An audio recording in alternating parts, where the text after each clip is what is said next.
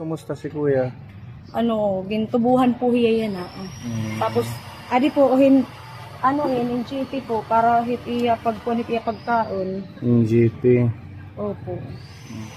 Kahapon po, na-stroke po hiya. Na-stroke siya. Umabot po yung niya ng 270. Over 180 po yung BP niya. Then, nagka-blood clot sa Nag-blood clot. Clot sa utak. Kailangan po idala sa Tacloban para Kanina po, natubuhan siya kasi umabot na ng 60-60. Kailangan talaga matubuhan niya. Asya nagsurat nga, natugot niya nakapagtubo pero di na talagang gikikinahanglan Asya akon po So pumayag ka na lang. Pumayag na lang ako kasi ngayon nag-95. 95 ba yun ate? 94. Nag-94. Bakit nagpagod ba siya kahapon? Ha? Nagpagod siya doon sa inyo? Hindi dahil sa init ng panahon po. Sa sobrang napakainit po talaga. Na-stroke pala, no?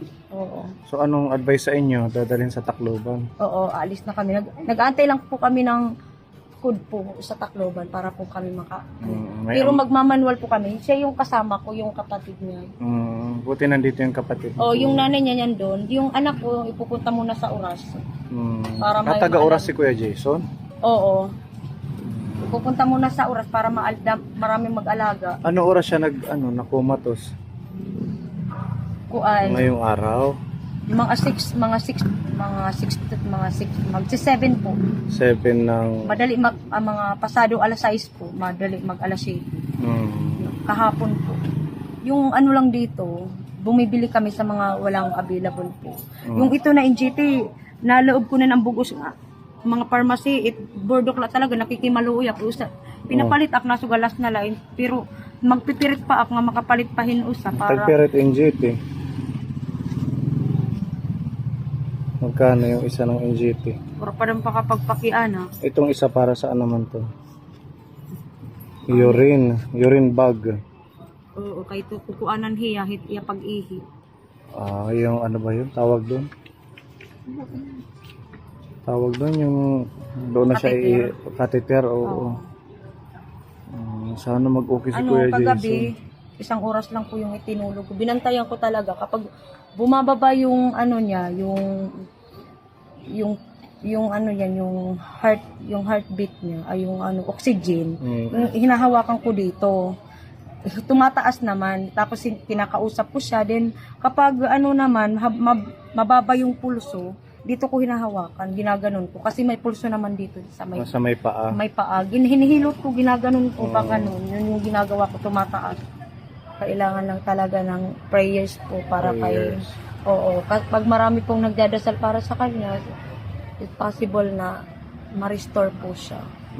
Pang ilang beses na yan na-stroke siya. Kung makaligtas man siya ngayon, ma-18 na kunta. 17 times na grabe siya, damunit na haraga. Yun na palit for the first time palit na tubuhan. Asya nga nga wala pala ko pagpatubo ka kulot ko. Kahapon kay nagpupampakin hinkuan kun angan-angan pa kun anit maupay. Kapag bumaba na talaga nga bagsak na kailangan asya nagsurat ako pag nag-60 na yun po kailangan talaga kapag bumaba ng Asan ang anak niyo? Andun po sa ICU sa labas po. Pati yung nanay na asawa ko. Anong pangalan ni ate? Ano po, Alice? Ikaw yung kapatid ni Kuya Jason. Saan ka nakatira? Sa Dalid. Sa? Dalid. Dalid. Or may oras. Oras ka. Kaharayo pa ng biyahe. Parayo.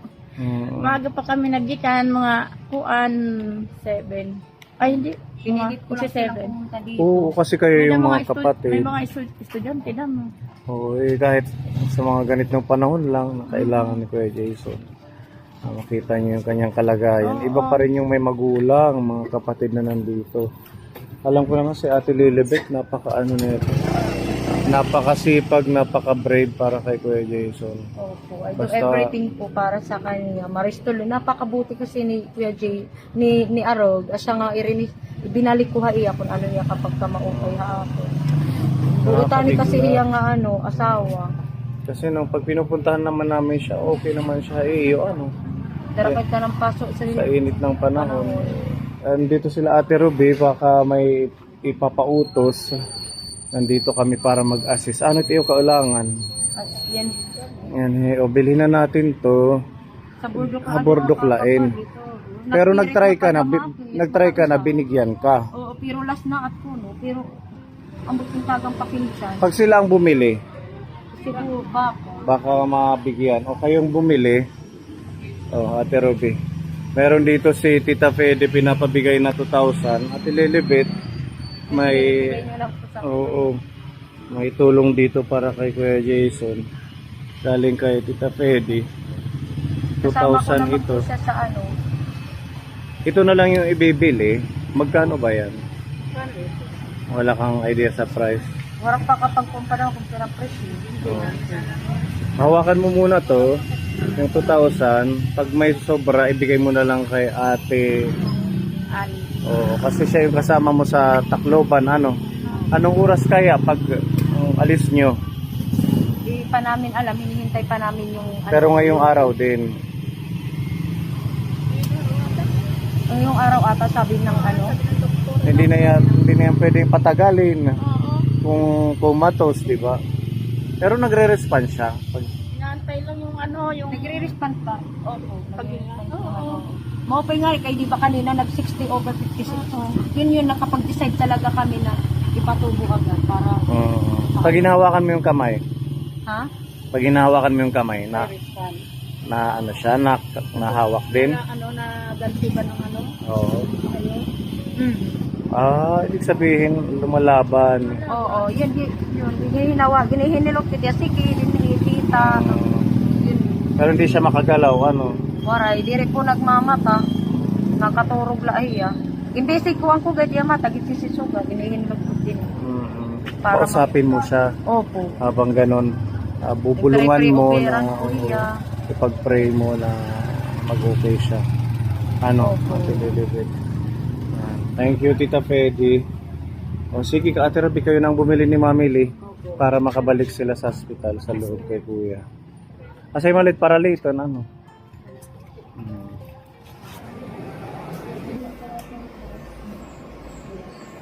Dito si Joslian, yung anak ni Kuya Jason.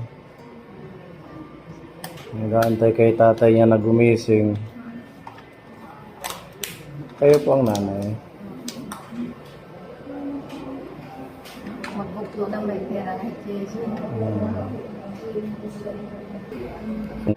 Nandiyan po sa loob si Kuya Jason. Hindi natin pwedeng videohan. Kaya hanggang dito lang po.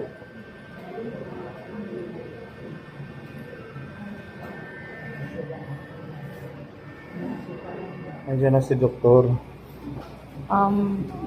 Nandyan po kanina. Oo, para sige. ma-insertan po siya sa kanyang pagkain. So ayan, lumabas po muna kami kapone. Kasi si nanay uuwi. Punta kayo ng oras, Opo. Isasama mo si Baby. Si Jeslian. Doon muna siya sa inyo.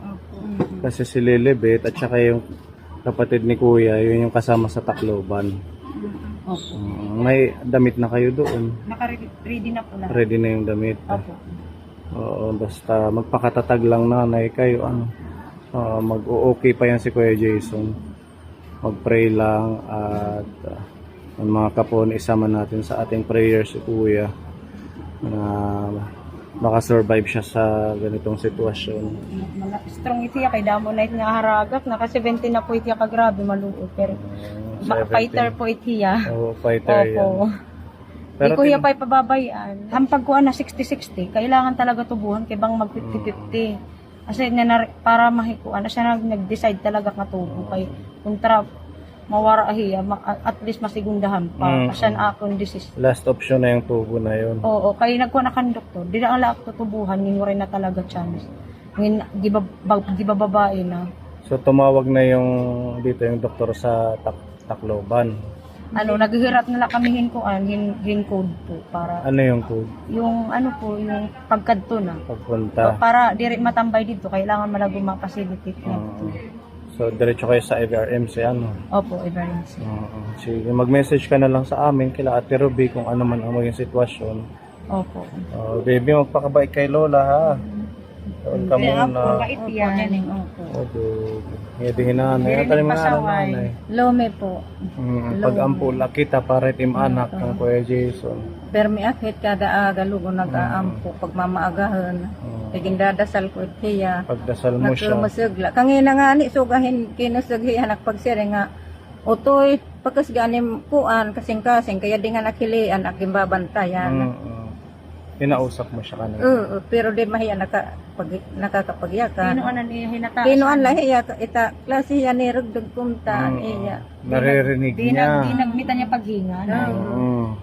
Basta ganun man, pag nagbibiyahe kayo papunta sa Tacloban, kausapin mo. Oo. O, parang Magmamanual pa naman kami, matitrail kami yan. manual manual yung amon. pagpapump nyo. Pagpapam, nga rin pa kadato. Takay kailangan. Bakit wala silang ano? Diri na pwede. Hindi pwede yung gano'n. For emergency lang. For ICU lang ito. For ICU lang talaga. Pero kung masadya sa akin doktor, kung mapwede. Baka pwede. Baka pwede, oo. Kung hindi, edi tiyagain mo sa manual pumping. Oo, pero paspas maitit ambulance kaya. maabot Mabilis ito. yan. Pero lag, 3 hours nandun na.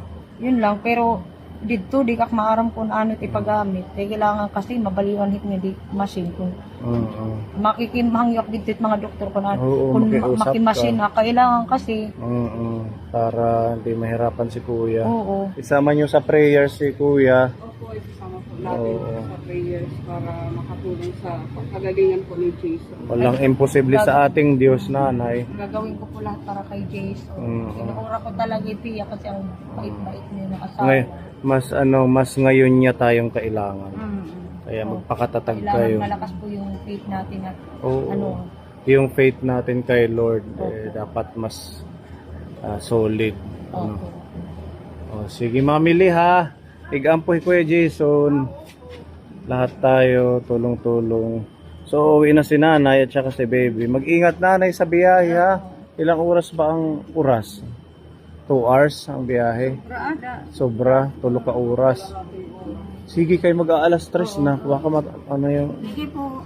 Ingat ka mo ha. Ate Lilibet ha, message ka na lang sa amin. Maraming salamat. Okay. Ito. Grabe ang ano lang din ni Lilibet, ang tiyaga ano. Sobrang tiyaga niya sa pag-aaruga kay Jason. Akalain mo wala nang available dito sa Burungan ng NGT na number 16. Talagang tinaga niyang hanapin. Nakahanap pa siya. Oo, sinubukan niyo, hindi kayo pinagbigyan. Hindi kami pinagbigyan, nakiusap kami. Kaya lang, ito si, nakiusap doon sa doktor kung pwede mabigyan sila. Ayun nga, kinaawaan naman ng doktor. Nabigyan po siya ng NGT na kailangan ni Jesus sa oras na ito. Andun ngayon ikinakabit. Pero kanina, nung tiningnan natin, maano na siya. Yung kulay niya, ano. Ano na siya, nagpo-purple na po siya. Nagpo-purple na yung kulay niya. Kasi kanina, nung pumasok kami doon sa may ICU, sa may labas lang, ano siya, 2 beses po siya sini-CPR. Tapos po, ayun na, ilang minuto, bumalik. Tapos maya-maya ulit, sini-PR ulit siya ng 2 doktor. Tapos hindi muna kami pinalabas muna kami ng doktor kasi bawal daw po. Nakabawal po mag-video kaya lumabas muna kami. Hindi tayo makapag-video doon. Pati sila Lilibet pinalabas po muna ng doktor. Yung mga doktor po muna yung nag-CPR kay Jason. Very critical ka po na yung mga sunod na oras kay Kuya Jason. Kaya yan, sana maging okay lang siya. Pa-recover. Pa-recover. Okay, yun, mag-update na lang po kami mga kaponi. Magkikipag-communicate tayo kay Ate Lilibet through messenger pag nandun na po sila. Thank you sa time nyo. Nakakalungkot lang. Nakakalungkot pero sige lang. Buong araw na tayo nasa hospital, kanina kay Chatli. Opo. Sa baby ngayon namang hapon. Kay Jason. Kay Jason. Pag naumpisan sa ospital na lang po. Ayan, nanonood si Lord.